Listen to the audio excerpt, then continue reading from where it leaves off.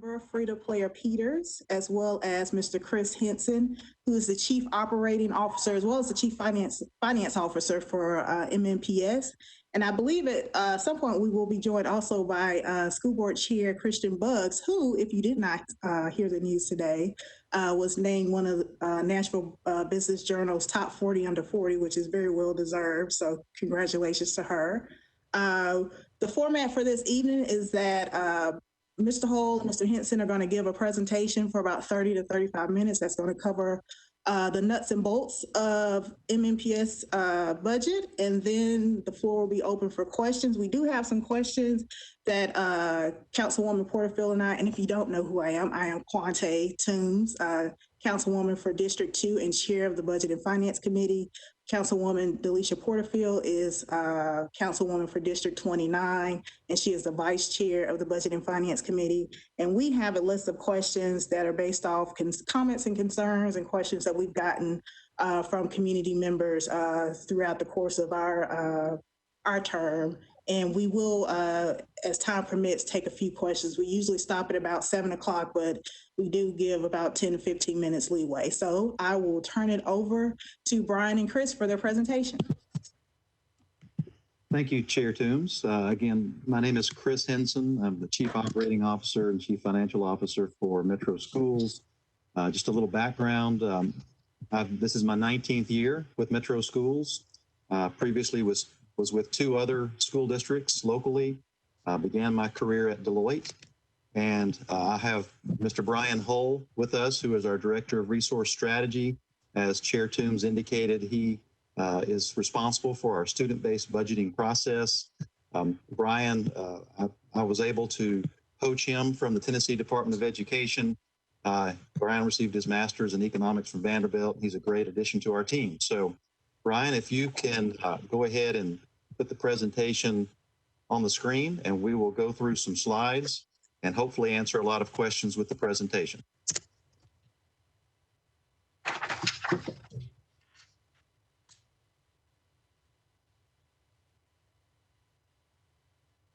All right, I'm just getting this pulled up here.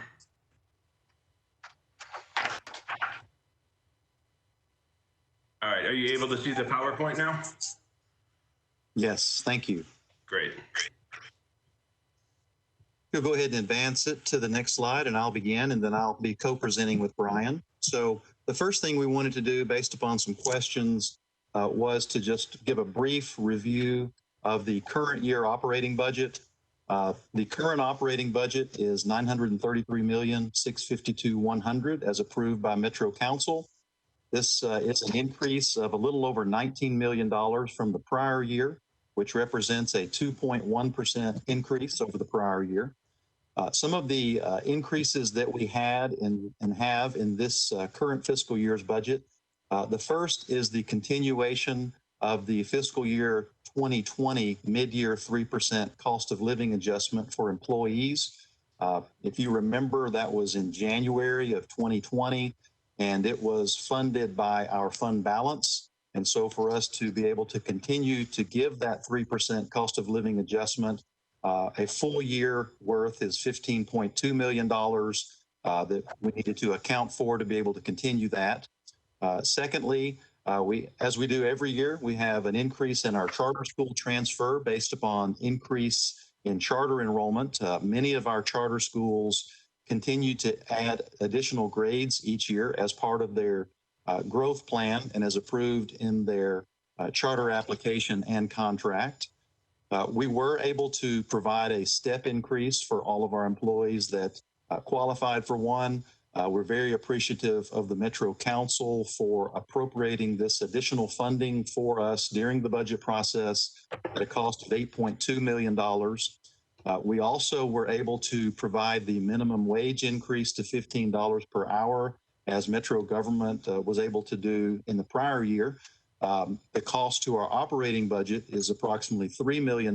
There's also additional costs to our federal programs and grants fund, as well as to our nutrition services fund, which are separate funds, to bring all of our employees up to a minimum wage of $15 per hour. Again, very grateful to the Metro Council for adding this funding allocation for this purpose to our budget in the past budget process. We also have other just inflationary increases as we do every year, including some charges from Metro government for IT charges. As we all know, there was a fairly significant Metro water rate increase. And so we have a number of what we call inflationary increases that totaled approximately $2.8 million. And then the last one on this slide is the continuation of our existing pre-K program.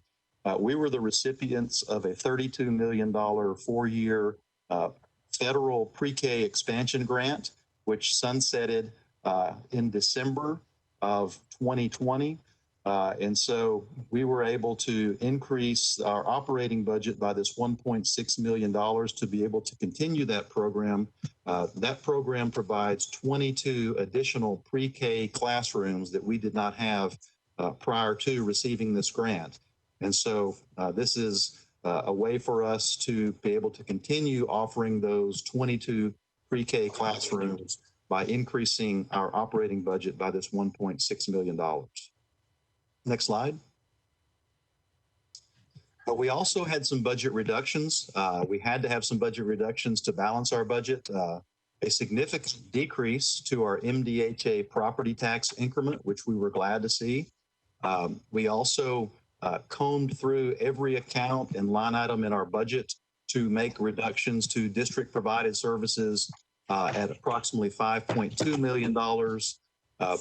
The school board voted to close and consolidate 5 schools, which saved in our operating budget approximately $4 million. Our individual schools, we've in the previous years had what we call an exception hire budget, where schools can request funding, additional funding over and above their student-based budget for different requests as it relates to different positions that they feel like they need. We had to actually eliminate that exception hire budget of $3 million this past year. Dr. Battle reorganized the central office, and there was about $1 million savings through that reorganization and reduction of central office positions. And we also had reductions to our custodial and grounds contract, as well as waste disposal. Next slide.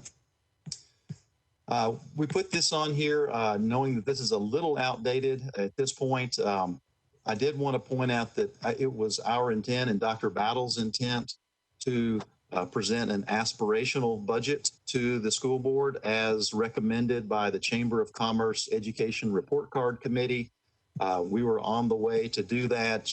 Dr. Battle held a series of community budget meetings back in January and February of last year to receive input on those and to present a menu of aspirational items based upon, obviously, with what happened with the revenue collections, et cetera. We were forced to abandon that request.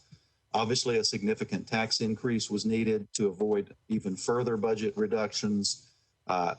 We were required to identify over $20 million in budget cuts to balance this year's budget, many of which I just discussed on some previous slides. We were the recipients of some federal CARES Act funding, and we have been working closely with the Tennessee Department of Education on that application process that has to be approved by the Tennessee Department of Education. This, like almost all of our grants, is a reimbursable grant, so we have to spend the money before we can receive reimbursement. And realizing that there is a new round of CARES funding that's coming, and we are awaiting the Tennessee Department of Education to let us know what our exact allocation will be, and we hope to have that tomorrow. And then, as you know, the mayor's office provided $24 million in Metro CARES funding for student and teacher laptops, as well as internet hotspots for families that needed them.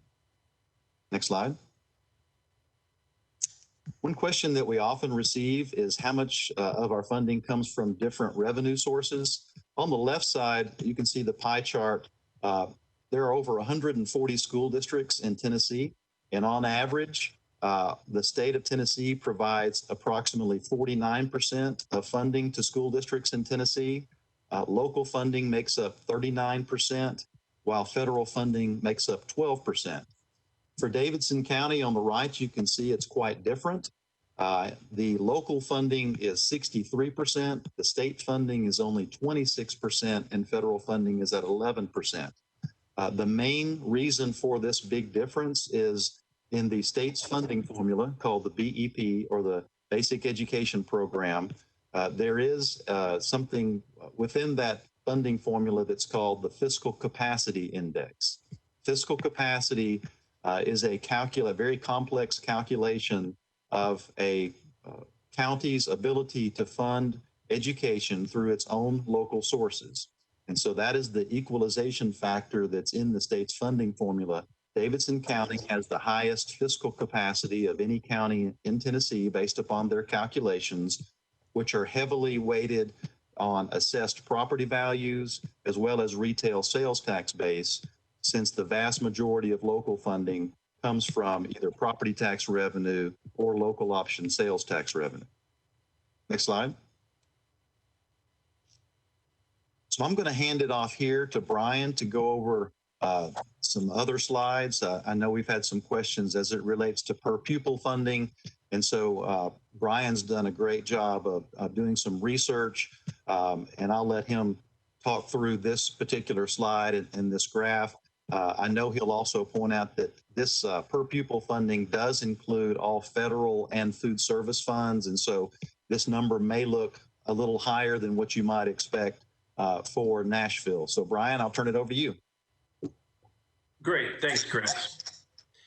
So as Chris mentioned, this chart here shows how Nashville's per pupil funding for education compares to some other peer districts across the country. So we're not including here places like Los Angeles or San Francisco or New York that have extremely high costs of living. Most of these districts are similar to Nashville in geography and or size and student demographics. So they're all large urban districts. This data is from the National Center for Education Statistics, which is kind of the go-to organization for anything related to education statistics. And so this is the best kind of apples to apples comparison that we've been able to find. And as Mr. Henson mentioned, it does include federal funding and nutrition services. So it's kind of an all-encompassing look.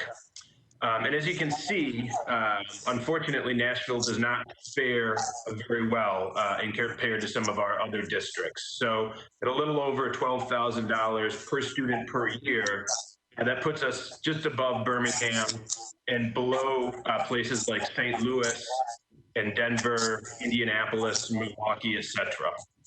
So this is the cause of many of the challenges, funding challenges we face as a district, is that the pie, if you will, simply isn't big enough. So once we get the money, how do we spend it? How do we divvy it up? Well, this is a graph that shows several of the other large urban districts across the country that do student-based budgeting, in essence, pushing the dollars out to schools and letting principals and school administrators make decisions about the best way to budget those funds to meet the needs of their individual student bodies. And as you can see here, Nashville is actually leading the nation as far as getting the highest percentage of our budget directly out to schools. So we push over half of our budget every year directly out to schools. So this is a look at the current year, the $934 approximately $1 million budget, and how it's divvied up. So as I mentioned on the previous slide, over half of that goes to make up just the school budgets at $526 million. There's another $147 million that comes off the top and goes to our charter schools. They're funded at the same per pupil level with state and local funds as the rest of the district. There's $217 million in what we call district provided services, and I'll get into what that is specifically on the next slide, but includes things like transportation and school utilities. And then $44 million in fixed costs, which includes some of the items that Mr.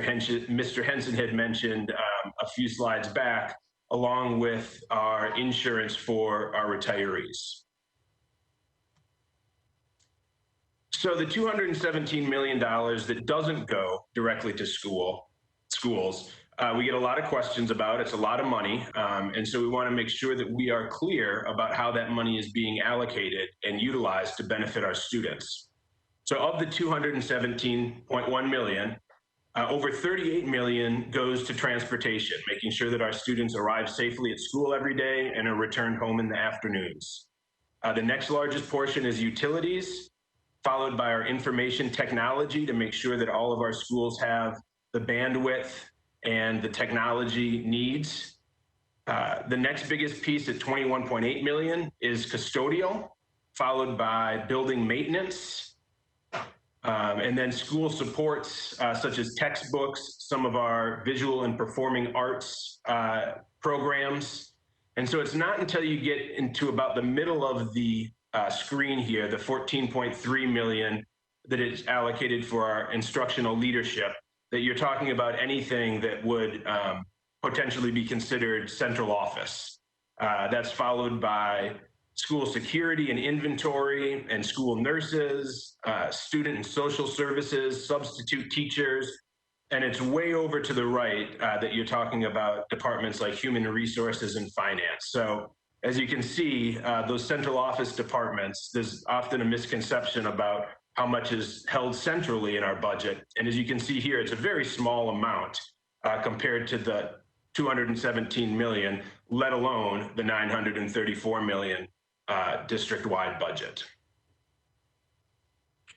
So another slide just to kind of drive that point home, because we do get a lot of questions, rightfully so, about that money. This is a study that we had conducted by Allaview, which is an education finance consultant that works across the country. And so they applied the same methodology to several of the districts that they work with. And as you can see here, again, Nashville is pacing the nation with the smallest percentage of our budget going to the central office. So on the first slide that I shared, you saw that Nashville has a much smaller pie budget, if you will, than many of our peer districts. And then of that smaller amount, we're putting an even smaller percentage than any other district into our central office supports. So student-based budgeting is an initiative that Metro Nashville rolled out 6 years ago. The idea is there are threefold, really, when we rolled this out. We said we were going to improve equity, increase transparency, and expand flexibility for our school leaders. So when we talk about equity, we're talking about meeting each of our students where they are, meeting the needs, this individual needs of the individual students, because we all know that Davidson County and MNPS is a large district, a large diverse district. The needs in Bellevue may be very different than they are in Antioch or North Nashville. And so student-based budgeting is built at the student level with individual student needs so that we are meeting each of the students where they are to make sure they're getting the resources and the education that they deserve. So to do that, we have what's called our SBB, student-based budgeting funding formula.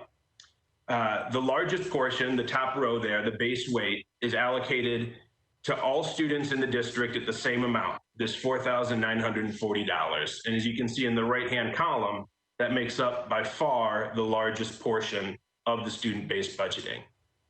On top of that, there are these additional weights. So we weight elementary at 10% and middle school at 5%, as shown here, to account for the smaller class size ratios that are required at those lower tiers.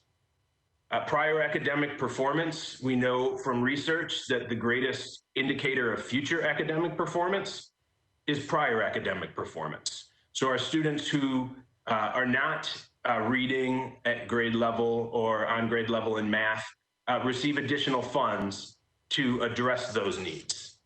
Obviously, students who do not speak English as their first language require additional support, and so we have a 24% weight for students identified as English language learners.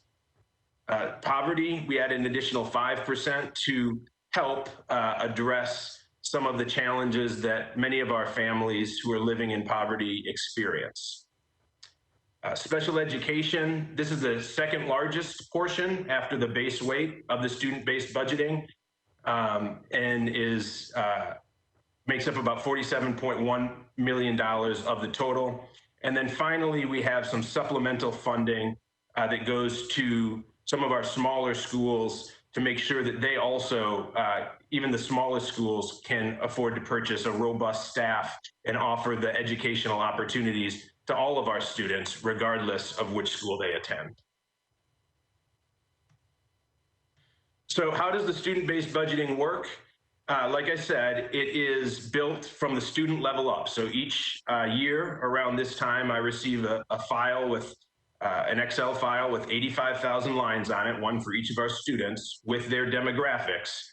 And we take that and turn it into 150, 140 school budgets. And so each student, like I said, receives the base weight of this $4,940. Mark on the left here comes from a family that is living in poverty and has special education needs. So he would receive additional amounts for each of those, the need-based weights that we call them. Maria, on the other hand, is non-proficient in math or English and is an English language learner and receives additional dollars for each of those categories. And so you can see how each of those adds up to the allocations at the top there, $11,700 for Mark and almost $6,400 for Maria. Then the school's allocation is simply a sum or an aggregation of each individual school, each individual student's allocation within that school. And so, like I said, one of the major efforts with this was to address equity, because we know that our schools and our students are not all made the same. So this is the intent that we had when we rolled this out, was to identify the schools that needed additional equity gains and target the new resources at those schools. So it's very important that we're not taking from one school to give to another. We're simply adding in new and additional resources targeted at our English language learners, our students with special education needs, etc. So this graph here shows the actual data. On the left side there, you can see the per pupil allocations for each of our schools. And along the bottom is the percent of economically disadvantaged students within the school. So you can see along the right side here, there were a few schools that had a lot of economically disadvantaged students and were funded at a fairly high level on the top right here. But most of the schools were funded within a pretty narrow band between about $5,500 and $6,500 per student per year. So how has student-based budgeting changed that? As you can see here, it's done two things. We've been able to lift all boats by increasing the funding that is sent directly out to schools, but have also done so in a more equitable way, making sure that those resources are targeted to the students and the subgroups that need them the most. So again, before student-based budgeting and after. This is a similar comparison to the before and the after of student-based budgeting. This one looking specifically at our English language learner population. As you can see on the right there, back in 2014, that was the year before we implemented student-based budgeting, the average school across the district actually had a higher per pupil allocation than our schools with high EL populations. And like I said, over the last several years, we've increased both a $1,270 per student increase across all schools, but an even larger increase for our schools with high EL populations at over an increase of over $1,800 per student per year at those schools. The little bubbles along the left just show a bit of a history. Obviously, before student-based budgeting, there was not an EL weight. We introduced it with a 10% weight. Quickly discovered that that was insufficient, bumped that up the next year to a 21% weight. And then a couple of years ago, the state lowered the student to teacher ratio for English language learners. And so we increased our weight in our formula to meet those requirements. So this is just a little kind of a high level overview of the timeline for a student-based budgeting. It really is a year-round effort, although the presentations and all of the excitement, of course, happen this time of year. We're diligently working with our principals and our staff year-round to make sure that we are ready to go when the budget season rolls around. A really important piece to that is our Sbb Review Team. This is made up of 14 teachers, classroom teachers, and school principals, along with 12 central office staff that come together usually for several meetings in October and November to review the formula, review the budgeting process, receive feedback from our teachers, from our principals. Then we take that feedback and we bring it to Dr. Battle and the leadership team for any changes that will be made going forward. And so that's kind of where we are in the process right now. We'll spend January and February collecting the data and building the budgets. And then our schools will receive their budget allocations at the beginning of March. And then March is spent building out the budgets at the school level, led by the principal and the school leadership team. And April and May are budget approval meetings with our chiefs and our executive directors to make sure that everyone is comfortable with the budgets that the principals have developed. So how do our principals feel about the student-based budgeting work? I often say that this is the most important piece because if it's not working for our schools, then it's not working. So this is looking at some of the feedback that we've received. We do a survey every summer to collect feedback from our principals, and they're wonderful about responding. And you can kind of see where we are and where we came from when I first joined the district in 2016. So the first one, overall, I found SBB beneficial for my school. So we started at about 85% there. So started with pretty high marks, but we've even been able to improve on that up to about 93% now. So the vast majority of our principals find this as a beneficial program to their schools. It does force them to make difficult decisions, but it also empowers them to make the decisions that are going to move the needle for their students. The next one, if they understood their school allocation. Again, we started at above 80% and we've climbed close to 90%. Feeling adequately prepared, of course, that's a really important part, that our principals are comfortable and set up for success. And again, started off with good marks at around 87% and have been able to push that above 90%. The fourth one there, I had enough flexibility to tailor improvements to my budget. This is the one where we have not been able to improve. We're still at about 76%, so we still have, more than 2/3 of our principals answering in the affirmative.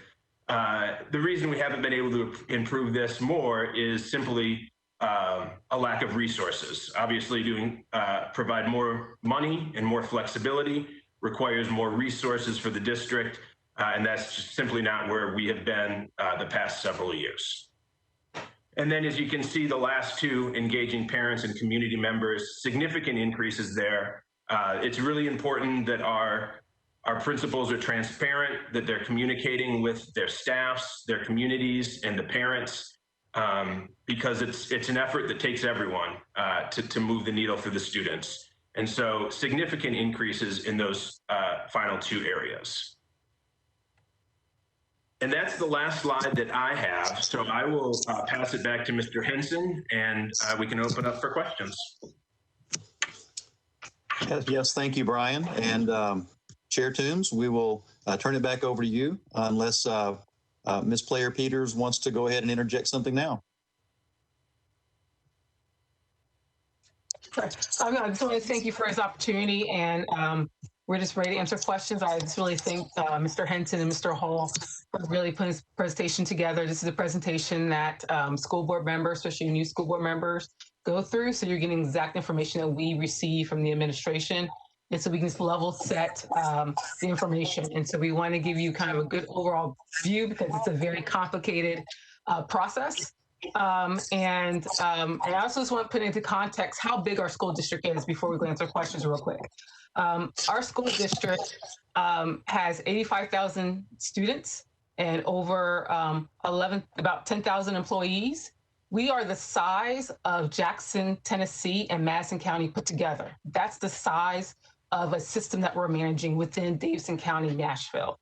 And so I know a lot of times when we think of schools, we have a very intimate relationship with the schools that our children goes to, and we love that and we appreciate that. But we as a board, we are managing an entire system. And that's the size of a system that we're representing within Metro government system. So I also want to put into perspective of, we have more employees than Metro general government with teachers and support staff. And we're roughly about 40% of the Metro government budget. So this is kind of put in perspective the scale of the system that we're managing and the resources that we have. And so I am grateful with having this conversation with Chair Toombs and Vice Chair Porterfield. And I am glad that we'll be able to really start early to have this relationship with council and to have a full spirited conversation to make sure that we do the best by our children and students of MNPS and that we can provide the best education possible.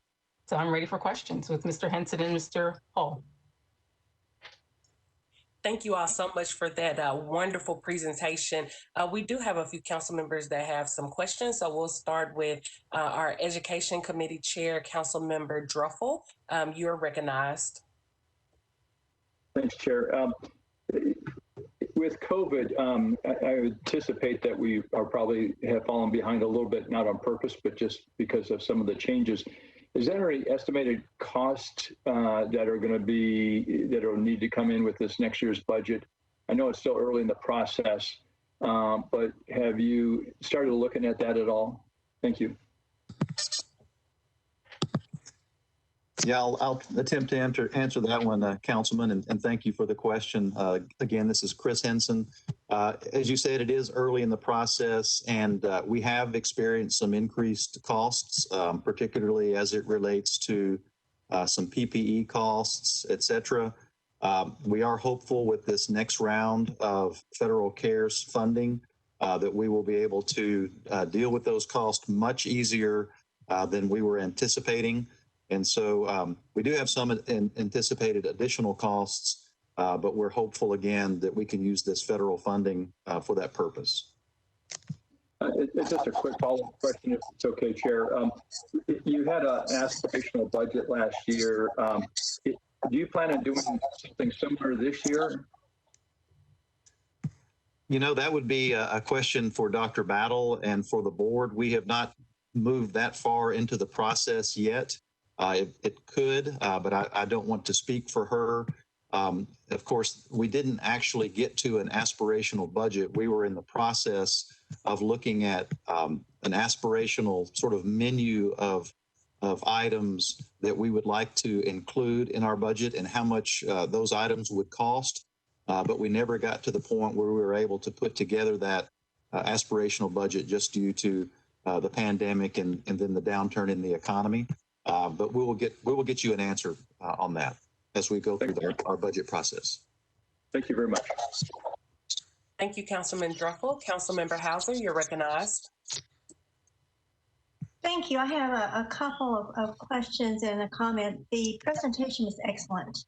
Absolutely. I really love all the graphics. It makes it very easy to see the comparisons and where the money's going. One of my questions is, how is this communicated to the general populace, not just the parents, but the general populace? Because when the general populace hears the mayor asked the school system to take $20 million out of the budget, unfortunately, they think, oh, so there was 20 million of that, which there wasn't, but that's what the general populace.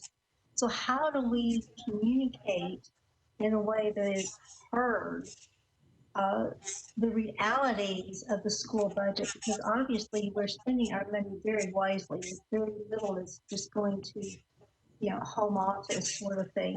So how are we communicating it, and especially getting over this idea that, oh, there was some fluff, and so the suspicion on the budget in the future. And then the second question I have is in relationship to the state, and it's something that just really eats at me, because I feel that in Nashville, because we have so many English learners and children in poverty, that these children, when you're talking about student-based budget, these are the children that need more. And so I really feel that we need to go back to the state and say we need a higher percentage because it's costing us more. Yes, we have the ability to raise property taxes, even though we're all going to get murdered if we do anymore. There's a whole other conversation, but the fact that we really need more money per student because we spend more. So those are two questions, like communicating to the public and also working with the state. They're not around meeting. Councilwoman Hauser, thank you for that question. Last year, we did several community meetings through each of the major quadrants of the city, and that was open to the public. And so, the pandemic changes that kind of large gathering aspect. But Dr. Battle and her staff made a point to go through each of the quadrants of the city. I attended, I think all but one meeting I attended, to have that communication with the community of where our school funding is, what Mr. Henson talked about, the whole menu of options, to really discuss and to explain the complexity and how large our budget really is. And then we also, just as individual school members, we talk to our community, neighborhood associations, and I know myself and Chair Buggs are often invited to a lot of community meetings with organizations to also talk about the budget. So between the school members availing themselves to invitations to the meeting, attending school board, neighborhood association meetings,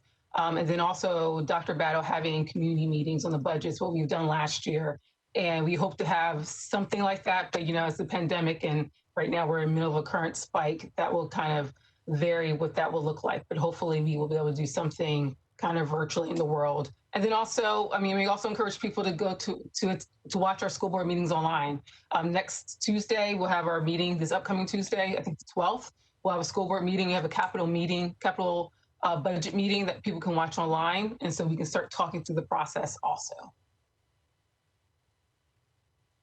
Thank you so very much, School Board Member Player. Councilmember Hauser, do you have any follow-up questions? One of the things I would say is that anytime we communicate with the public about the budget, wherever it is, whether it's on the radio, whether it's in the papers, any kind of conversation, I feel we need to make sure people understand this portion of it. So not just those that are necessarily interested in our schools, but anybody that may have a question about the budget. And I feel that we need to make sure we integrate this more in the future. Thank you so very much for that comment, Councilmember Hauser, and I will turn it over to Councilmember Toombs. Thank you, Councilwoman Porterfield. And before I ask my question, I see that Councilwoman Suara has raised her hand. Councilwoman Suara, you recognized. Thank you, Chair. Thank you, School Board member, players, and Mr. All and everyone and Mr. Henson for a great presentation. My question is, I think, maybe two-part. With regards to the student-based budgeting, I think it's very great, and I'm glad that we do that. But my question is, once we do that budgeting and we allocate the funding to the school, does the school have control over how those money are spent, or is the district still involved in that? The second question, which is related to that, is since we started doing the student-based budgeting, have we seen a correlation in terms of performance since we've started doing that? Are we measuring that, or have we measured that? Because let's say the school with poverty are getting a whole lot of getting more money, which they should because they have a lot to deal with. But are we seeing, or have we measured whether there is a correlation or whether there's improvement in the academics of the schools, so that we can make sure that the money is used to address those specific things, and that is creating the change that we want to see. And I will also add one more thing, Mr. Henson. This is just an observation. When I look at the data that is presented to us in terms of how much money we allocate, our comparison to the different parts of the country, I think those are great, but I do see that we're comparing different things. When we're looking at the people we compared to for money that we got, is different from the people that we're compared to for the money that we spent. I would like to see maybe in the future using the same area so we can see how we compare both in receiving and spending with the same area, if that is possible. So thank you all. This is very informative and very great information. Thank you all. Thank you, Council Lady, for the questions. And I'll defer to Brian Hull regarding the questions on student-based budgeting, and I may jump in if needed. But Brian, would you please address the Council Lady's questions? Yeah, absolutely. So for the budget approval piece, or the budget development piece, we provide a lot of supports for our schools, but the decisions really are the principal's decisions. We do have a list of some non-negotiables that include things like class size and some other requirements around having a counselor and a librarian, but those are fairly minimal. And the decisions, the whole point is really to provide the principals with the flexibility to make the staffing and budgeting decisions that they feel are best for their unique student body.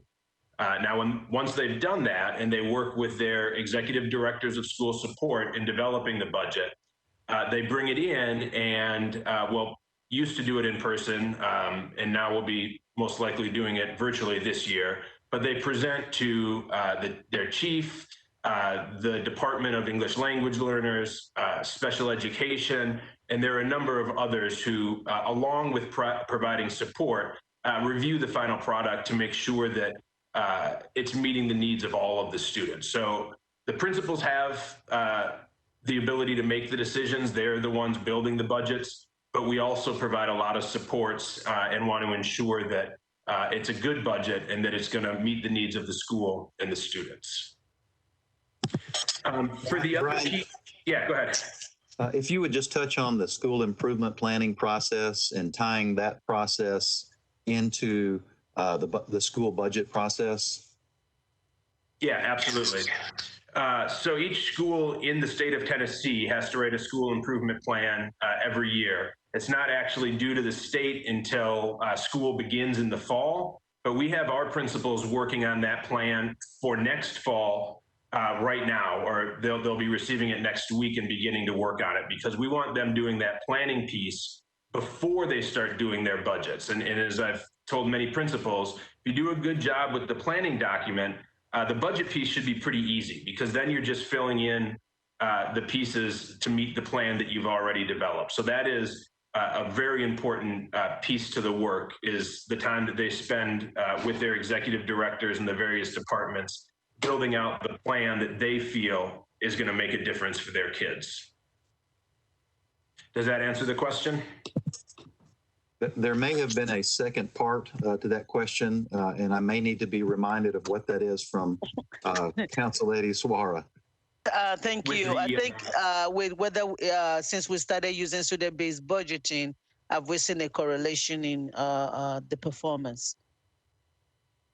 Yeah, and as Dr. Battle will be the first one to say, we don't want to look just at test scores because that is a once a year, one-time measure, and every student has a different relationship with that exam.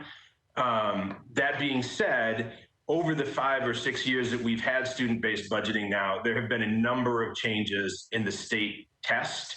So we were on the TCAP test when we first rolled this out. We've now moved over to TM Ready.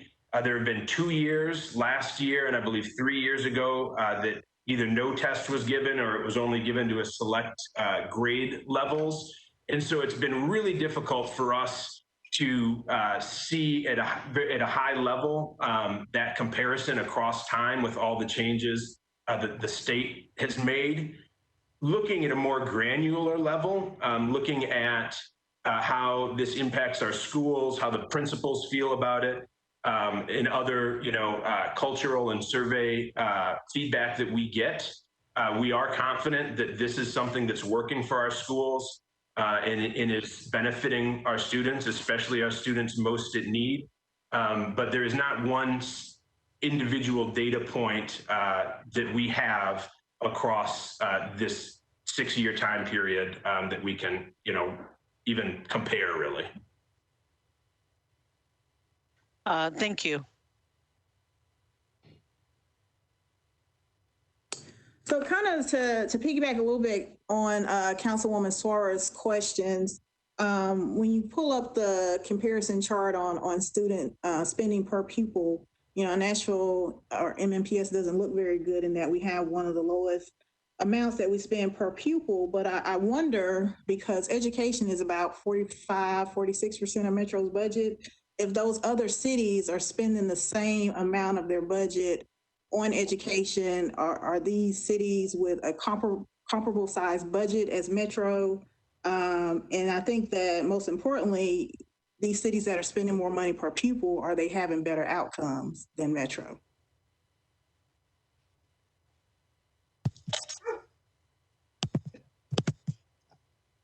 I'll attempt to respond to that. It's as Brian said, it's very difficult when we start comparing to other states because they have different ways of funding education. They have different ways of assessing academic performance, et cetera. And so we've really looked to try to make a true apples to apples comparison. And that data set that Brian shared, you could see on the bottom of the graph, the most current data is 2017 from the, and Brian, you're gonna have to correct me if I'm wrong, is it the National Council of Education Statistics or something similar to that, which is, as Brian said, the go-to for education data for most researchers across the country, because they attempt to do an apples to apples comparison. But obviously, the spending is tied directly to the amount of funding that's made available. We know that Tennessee as a state is somewhere around number 40 or below in the country as it relates to funding education. And so that's one of the main reasons, I think, why our spending amount is low. And also with the state's funding formula, with the fiscal capacity index, we receive a much smaller share of funding from the state than some other counties based upon that equalization factor that they use in the formula. Brian, please jump in and correct me with anything that I might have said or add to. Yeah, I think you hit most of it. I would just add that on the NAEP exam, which is given every 2 years and it is given across states, generally states, looking at the state level, it's really, as Mr. Henson alluded to, difficult at the district level. States that spend more get more.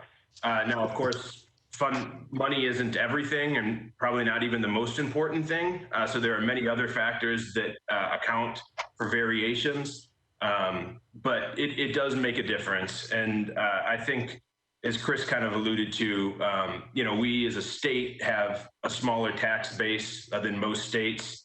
And Nashville as a city, has relatively low taxes as well. So I think the budget itself is smaller in Nashville than in a lot of similar cities.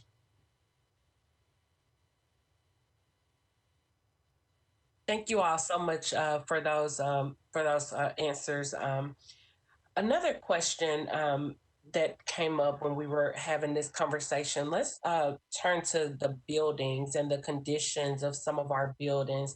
I know that due to some budget constraints in the past, you all have had to have deferred maintenance on some of our schools. So what impact does deferred maintenance have on your budget? Thank you for that question, Council Lady, and I'll attempt to answer that. Of course, the majority of that is in our capital budget. That is where We typically do almost all of our deferred maintenance. And of course, the lack of deferred maintenance can lead to numerous issues with as many buildings as we have. We have 183 buildings spread out all across Davidson County. We have over 14.6 million square feet on approximately 3,000 acres. And so we have a large number of buildings and a large amount of square footage. And the average age of our school buildings is 50 years old. And so we do have a lot of deferred maintenance needs. And so many times what we're doing is we're patching and repairing something that really has ended its useful life. It's reached the end of its useful life, and it's not efficient. It's not operating efficiently and is not operating effectively for our students and our teachers. And so that has an impact on our operating budget as far as our maintenance operating budget, but also has an impact on our ability to provide a quality environment for our students and teachers, a quality learning environment. And so that is a very big issue for us, is our deferred maintenance needs. It also can lead to where in some cases we could more easily repair something or renovate something, and it gets in such bad shape that we actually have to replace as it relates to buildings, et cetera. Once a building gets to an estimated renovation cost of a certain percentage of the replacement cost, it just makes more sense to replace. And so it's not the most cost-effective way to operate. Councilwoman Toombs, can I refer back to another question real quick, please? Sure. I just want to also just be mindful of how we compare our district with other states, other cities, just because academic standards vary from state to state and city to city. So I also want us to be mindful of how we compare each other with one another, and particularly when it comes to attendance, the formula it takes to attendance, and also the funding structure. You know, Tennessee is only one of 5 states in the entire country where the school board does not have control of the tax revenue or the funding mechanism to fund the schools. That's why we're having this great conversation now. And we come to the council and we come to the mayor's office for our funding number. It's because even the structure where we fund each other is different. And then when you put that historically over the last 20, 25 years, when the state legislature changed the way local school district funds their districts, that affects learning and our effect of our efficiencies over the last couple of decades too. So I also want to be mindful of even the structure that the state imposes on us affects how well we meet standards. And then each state has its own individual standards that's different along with the federal standards. So I just want to put that in kind of perspective when we think about that, is how we compare one another. We also have to be in mind, what are we comparing to whom and how are we comparing to, and our standards the same as our fellow peer cities that are across the country that are relatively to our size in students and teachers, and then also in funding. Thank you, School Board Member Player Peters. Those are some very good points. I see Councilman O'Connell's hand up, but I wanted to piggyback on Mr. Henson's comments and ask a follow-up question. So you mentioned that a lot of our buildings are past their useful life. And we have 183 buildings. Of that 183, approximately how many are in that condition where they're really past their useful life and should be replaced? I don't have the exact number, and I was mainly, instead of talking about entire buildings, I was mainly talking about systems like HVAC systems or electrical systems or plumbing systems, those kinds of things. Now, we do have some buildings. We go through a very sophisticated process of assigning what's called a facility condition index score to every one of our buildings. That is done annually. And then every 5 years, we bring in a third party to validate the work that we've done internally as far as assigning those facility condition index scores to each of our buildings. And for instance, a score of 100 would be a brand new building.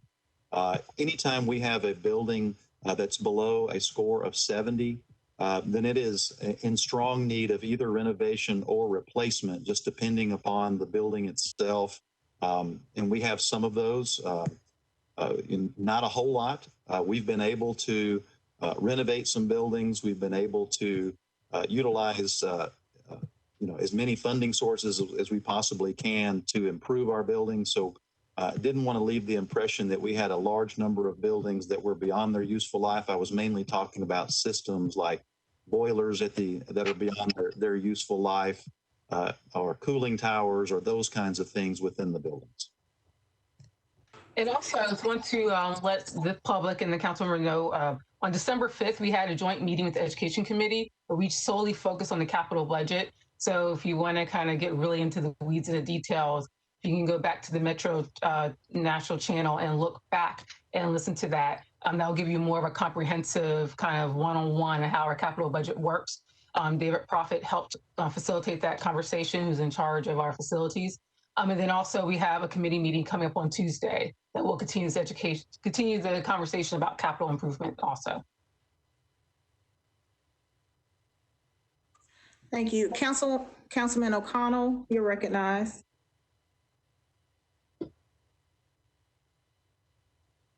And Councilman O'Connell and Councilwoman Allen are in the attendee list. I don't know if they need to be bumped up to the panelist list so that they can speak.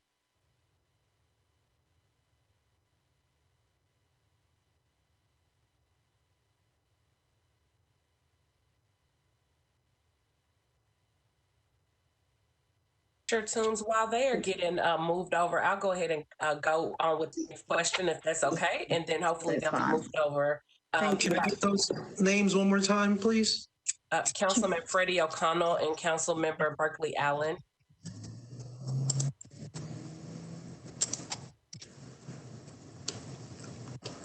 All right. Okay, it looks like Councilman O'Connell has been moved. Councilman O'Connell, you're recognized. Great, thank you, Madam Chair, Madam Vice Chair. I am interested, I know after several years of enrollment increases in Metro schools just a few years ago, we started to see some enrollment declines, and in one particular fiscal year, it impacted our state funding level more than I think many of us were anticipating. I have seen in our particular school in which our family is enrolled some COVID-related enrollment declines, and I am interested in knowing if we have projections at this point about the impact of, or projections about enrollment in particular related to COVID, and then if there are additional funding tiers we might be at risk of falling off from a state level, and basically what, this is obviously a very challenging period for education across the board, and just kind of K through 12 in particular for enrollment. Are there strategies that are being looked at that are related to the budget for either maintaining or increasing enrollment as we start to see COVID mitigation, whether it's vaccines or better PPE and facilities adjustments to bring families back into Metro schools who might have disenrolled? But the biggest question here is, are we at risk of jeopardizing further state funding in terms of what we have at levels we've been at in the past? Thank you for that question, Councilman, and good to see you. I'll attempt to answer, and Ms. Player-Peters, if you want to jump in as well, please feel free to do so.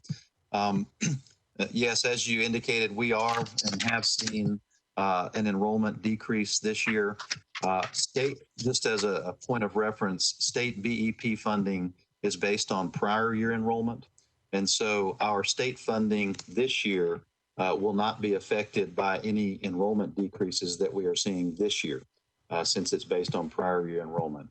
I do sit on the state BEP Review Committee, and the top priority of the state BEP Review Committee as far as recommendations go, and I know that it's also been discussed as part of the special session that's coming up with the state legislature, is to hold school districts harmless for any enrollment declines that they may have experienced this year. The main reason is because what we've seen is the largest enrollment decline, of course, has been in the elementary grades, particularly kindergarten. We believe that there are a large number of parents and families who've decided to hold back their student for another year before enrolling in kindergarten. State law doesn't require enrollment in school until age 6. And so we anticipate, depending upon where we are with the pandemic, we anticipate enrollment rebounding next year. Of course, this is also something that's affecting every school district in Tennessee, as well as school districts across the country. And so we're hopeful and very hopeful that the governor and that the legislature will agree with this, I think what they're calling education funding stabilization, which would again hold school districts harmless for any enrollment declines that they may be seeing this year, particularly if we, as we do, anticipate a rebound next year, hopefully as we're all back in person. And so we also, I will point out that we also did make some adjustments to individual school budgets based upon reduced enrollment this year. We didn't use the same formula that we typically would. We only took 50% of the reduction that we normally would this year because we were trying not to disrupt school operations after school budgets had already been approved, et cetera. But we did make some of those reductions. I'm trying to think what the last part of your question was because I think I had a pretty good answer for it. It was all about, I mean, basically it was looking then at strategies to increase enrollment, but I know that's a little bit outside the scope of a fiscal conversation. Yeah, and I think that's one of the things that we're also trying to, sorry to cut you off, Mr. Henson, we want to discuss more towards when we had a retreat. We were supposed to have a school board retreat in December, but then we had the spike in COVID, so we decided not to meet. But that's something that the school board members are very mindful of, and I'm sure Dr. Bao is very mindful of, and that's something that we want to have a more thoughtful conversation of how do we approach this after we've kind of done our triage of trying to make sure our students are safe. So that's something that we're very cognizant of, that we're very conscious of, and we want to make sure we have time to really have a full conversation of how do we approach that in a very equitable way for all of our students across the entire county. And I remember now, Councilman, one thing you asked, we do not yet have finalized enrollment projections for next year. We will have those in February because those enrollment projections are used to develop the student-based budgeting funding allocations for each school. It's based upon student enrollment projections for the next year. We just don't have those finalized yet. And of course, it's going to be very interesting to see what we have when we come back to school next August. But we're again hopeful for an enrollment rebound. Great, thank you. That's very helpful. And then final piece of this is I know that we went through last year the kind of North Nashville consolidation process. What impact will that have had on both capital and operating needs? And did that actually reduce in budget efficiencies that will reduce the total as we factor that in, is that going to actually put helpful pressure on where the budget needs are as we've looked for efficiencies there? I think I want to understand the impact of that North Nashville consolidation on the budget. Sure, and thank you again for that question. As part of the current year budget process, we did close and consolidate 5 schools, and that we were able to achieve a savings of approximately $4 million in our operating budget. These were small schools where there was also capacity at surrounding schools, nearby schools that could take those students without the school being overcrowded or schools being overcrowded. We do have a number of small schools, and those small schools, as Brian Hull indicated, do receive what's called some supplemental baseline funding so that they can have an operation. For instance, 3 related arts teachers, regardless of school size, art, music, and PE, those kinds of things. But we do have some small schools, and we have some under enrolled or underutilized schools that I'm sure that Dr. Battle and the school board will be looking at as it relates to the next year. But that has produced some efficiencies. Of course, it does also provide a lot of angst in the community whenever you start discussing closing and consolidating any schools, but we were able to do that. And if those schools had capital needs, then of course those capital needs for those buildings would be further down on the priority list now after they've been closed and or consolidated. Ms. Player-Peters, you may want to add something to that.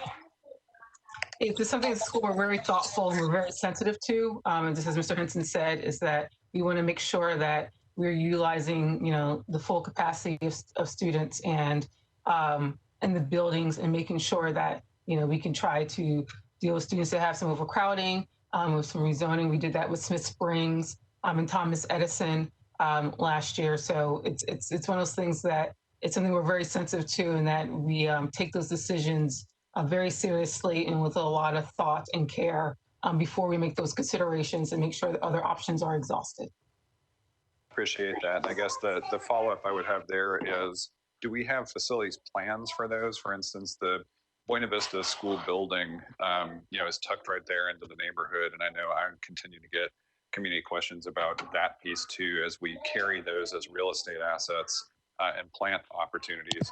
Are we planning for the use of those facilities that are no longer in use as schools? From my memory, I don't think at the moment. I think we just got, sidelined by COVID. I know those discussions when we started to have those consolidations of what we could do with those, and we want to engage the community with that. And I know that was a part of Dr. Battle, that we just want to make those decisions in a vacuum. But no permanent plans have not been made for those for the use of those buildings. I think that's a longer discussion. I think once we kind of peak out of COVID and this pandemic, we can have kind of some real community discussions of what that looks like. Thank you so much. Thank you, Madam Chair. Thank you, Madam Vice Chair. Thank you, Councilman. It is now 7:07. We'll go a little bit longer to about 7:15 so that we can get a few more questions in. And I want to recognize Councilwoman Allen.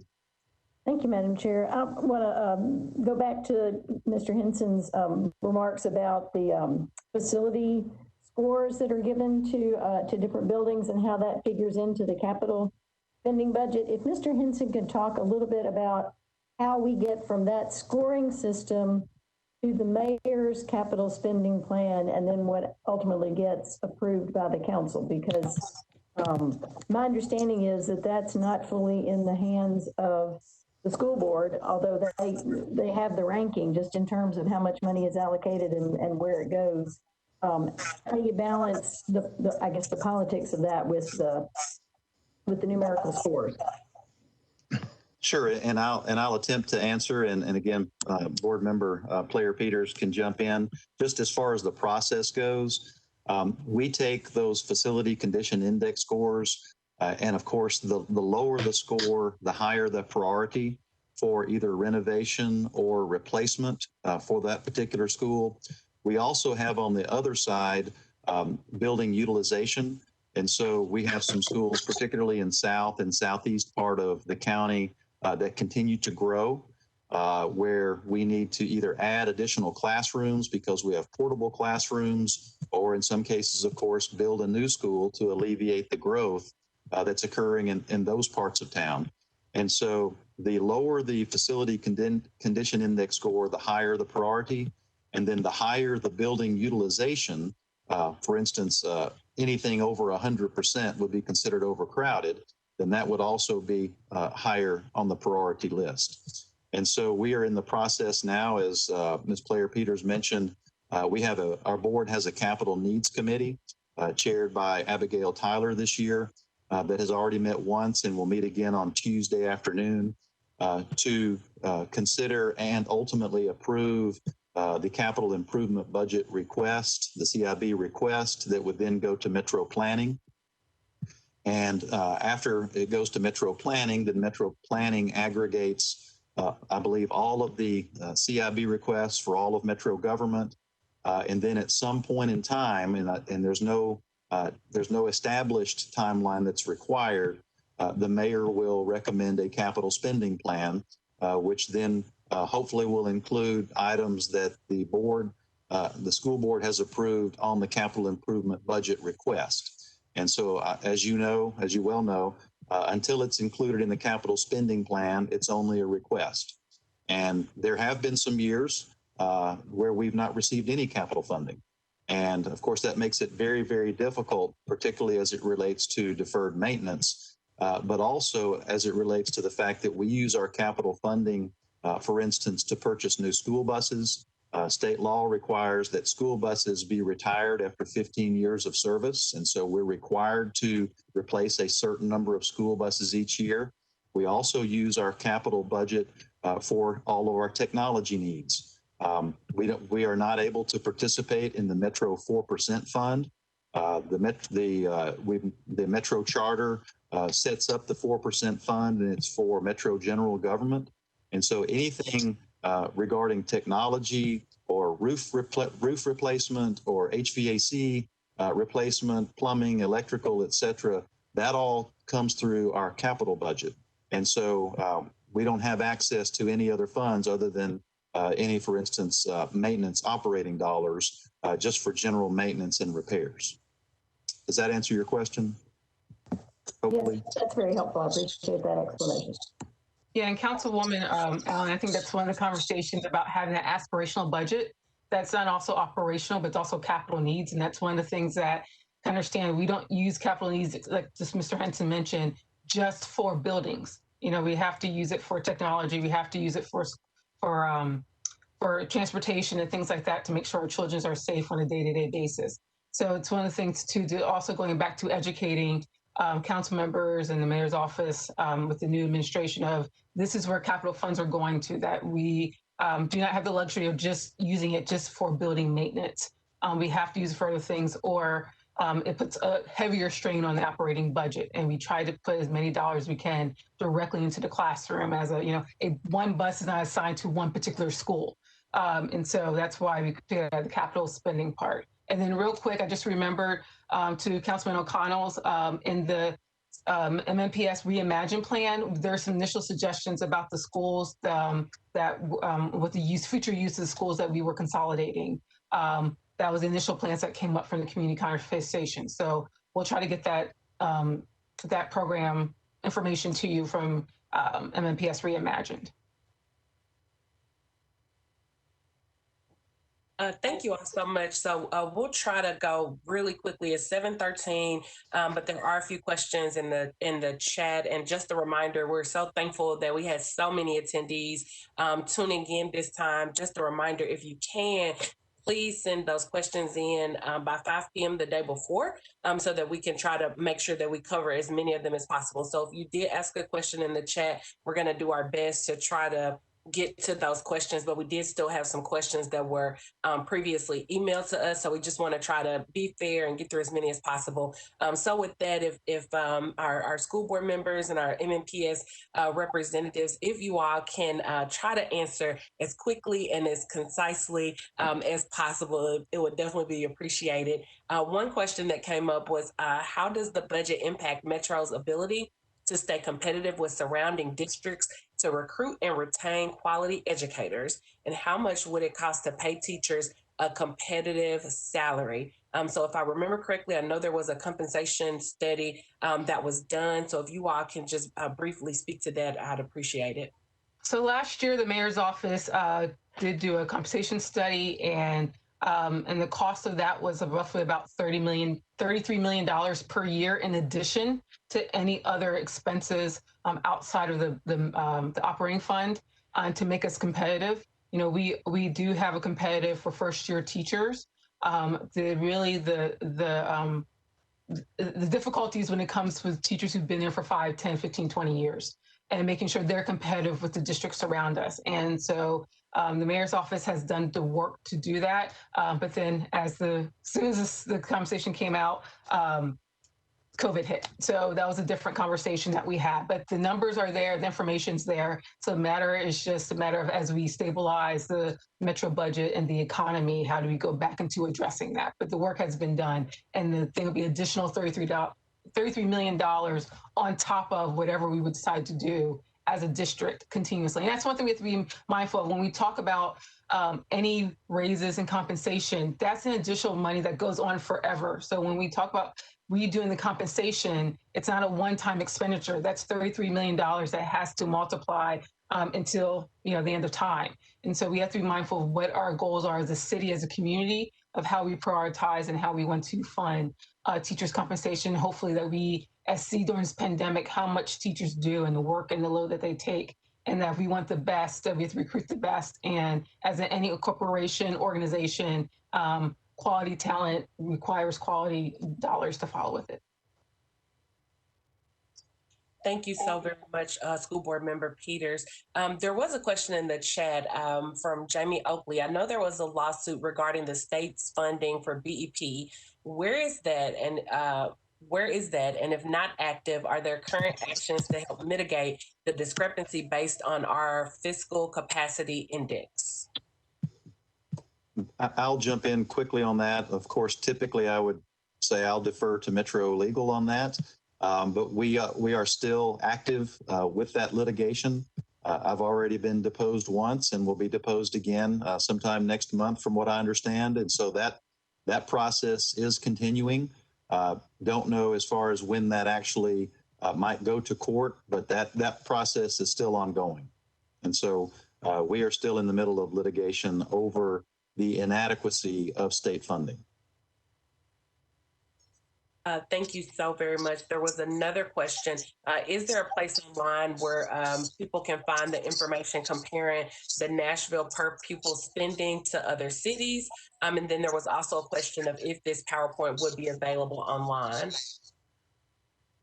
We would be happy to make it available online, and I'll ask Brian Hull if we could make sure that, and it may already be on there, Brian, you may know more than me. If not, our communications department can make sure that that's posted on our website. Brian, are you aware? I'm not aware, but I will check with Sean tomorrow and make sure that we get that posted. Thank you. Just as a reminder, this session, as well as all of the Budget 101 sessions, are on the YouTube page. Metro Nashville does have a YouTube page, and there is an actual playlist for the Budget 101 series, and that is linked in each of the page invites on both my Facebook page, Councilwoman Toombs' Facebook page, so you can go back and watch this presentation or any other presentations at any point in time. And with that, I will turn it over to Councilmember Toombs. So one last question before we close out. There was a question that I think is seeking clarification on one of that comparison chart.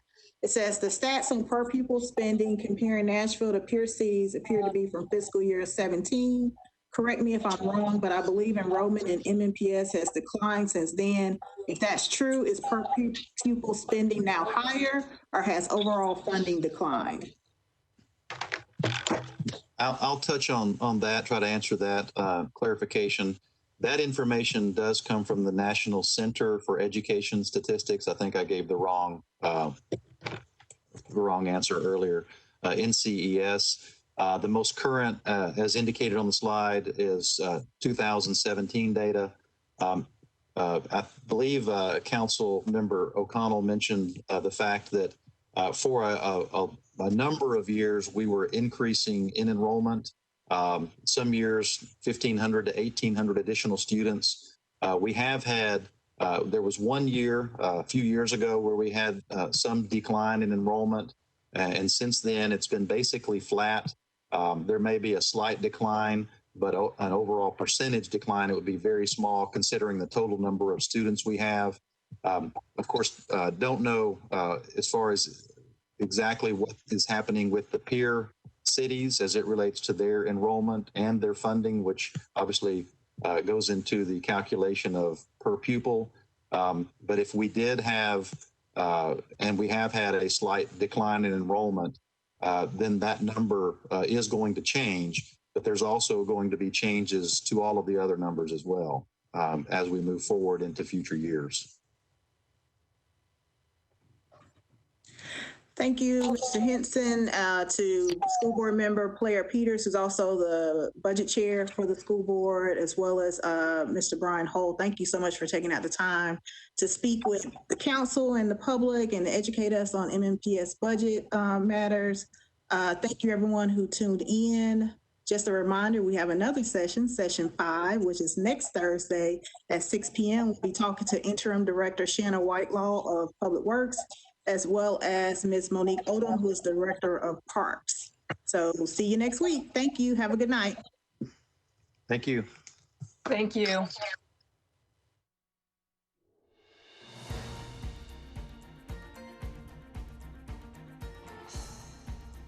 This has been a service of the Metro Nashville Network. If you would like to see this presentation again, or for more information about this and other programs, visit nashville.gov.